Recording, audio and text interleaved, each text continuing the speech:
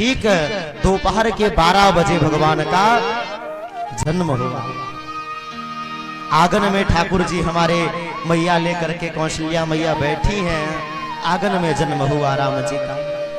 और जब जन्म हुआ तो एक आपको कथा बताते हैं जन्म की। भगवान राम का जन्म किस वंश में हुआ है? सूर्यवंश में, सूर्यवंशी। तो जब जन्म हुआ तो ठीक दोपहर के 12 बज रहे थे और जन्म के समय राम जी का जब जन्म हुआ तो 1 महीने तक रात्रि नहीं हुई।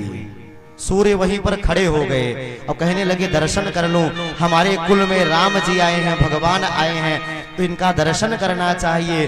तो मास दिवस कर दिवस भा मरम न जाने कोई, इस मरम को कोई नहीं जानता। और रवि समेत उर था क्यों निशा कवन विधि होए, 1 महीने तक रात्रि नहीं हुई। सूर्य जो है तो वहीं के वहीं खड़े रह गए।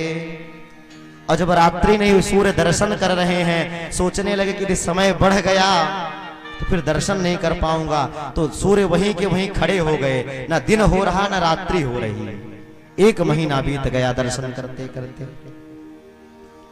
अब राम जी बेचारे दर्शन दे रहे हैं अपने पूर्वजों को, तब तक चंद्रमा नाराज हो गए। कहने लगे कि इनका नाम है मर्यादा पुरुषोत्तम और जन्म लेते ही जो है तो मर्यादा को तोड़ने लगे। हमारा तो हमको तो दर्शन करने को ही नहीं मिल रहा। ये अकेले अकेले सूर्य दर्शन कर रहे हैं। 1 माह बीत गया, अभी तक ये साइड नहीं हट हो रहे हैं। चंद्रमा नाराज हो गए कि आप कैसे मर्यादा पुरुषोत्तम हो। तो राम जी ने चंद्रमा की ओर देखते हुए कहा, देखो मैं इनके वंश में आया हूं, ये मेरे पूर्वज हैं, मैं इनको आज्ञा नहीं दे सकता, ये भी तो एक मर्यादा है। मर्यादा है कि नहीं? अपने से बड़ों को आज्ञा नहीं दी जाती, आदेश नहीं दिया जाता, इनसे तो निवेदन ही किया जा सकता है। तो मैं निवेदन करता हूं सूर्य भगवान से, आप जो है तो 1 माह बीत गया, अब किनारे हो जाइए। चंद्रमा बहुत नाराज हो गए, कहे कि हमारा तो 1 माह का समय खा गए सूर्य, मैं आपसे बात नहीं करूंगा।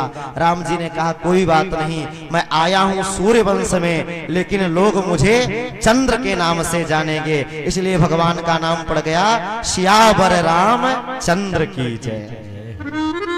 तो भगवान का जन्म तो सूर्य वंश में हुआ, लेकिन लोग जानते हैं चंद्र के नाम से।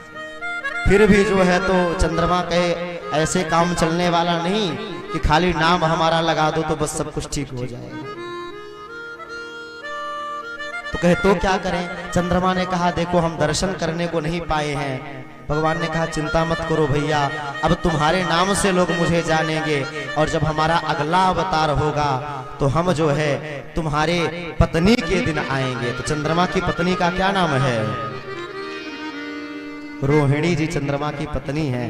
तो भगवान का अगला अवतार अभी रोहिणी में होगा।